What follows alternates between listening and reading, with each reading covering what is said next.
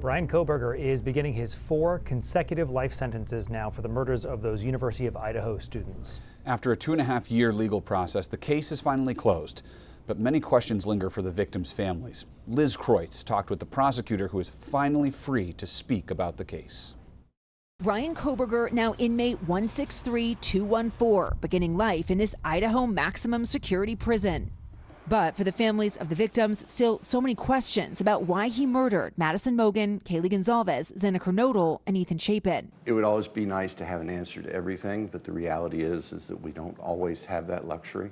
Lead prosecutor Bill Thompson finally free to speak, sitting down with us after the release of hundreds of documents related to the case, including one revealing in the weeks before the murders, Kaylee Goncalves thought she was being followed. And a chilling tip from a woman who said she matched with Kohberger on the dating app Tinder. She told them he asked her what she thought would be the worst way to die. When she responded, by knife, Kohberger allegedly said, like a K-bar, his future murder weapon, which still has never been found. Where is the murder weapon? The clothes you wore that night? What were Kaylee's last words? Thompson, who negotiated the plea deal that took the death penalty off the table for Kohberger, telling us even if the case went to trial, he believes the families would still never have gotten those answers. What do you say to those families who feel like that was doing a deal with the devil? We made a proposal on our terms, not his. I think there's still those who feel like it's what he wanted was life in prison versus the death penalty.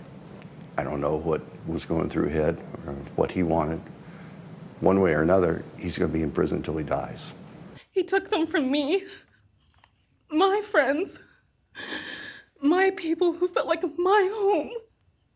One haunting question, why did Kohberger spare the surviving roommate who came face to face with him the night of the murders?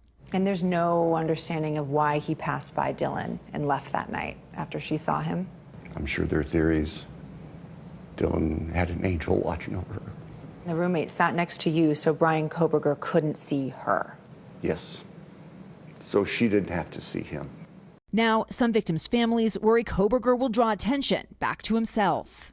Are you concerned he's going to write a book? I don't care if he writes a book. I say that not to be cavalier, because I will feel for the families.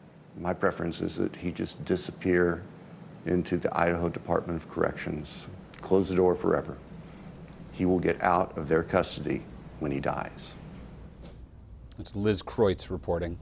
In his sentencing, Judge Stephen Hippler said that he too wondered about what possible motive Kohberger could have had, but that focusing on the why will only keep Kohberger in the public eye.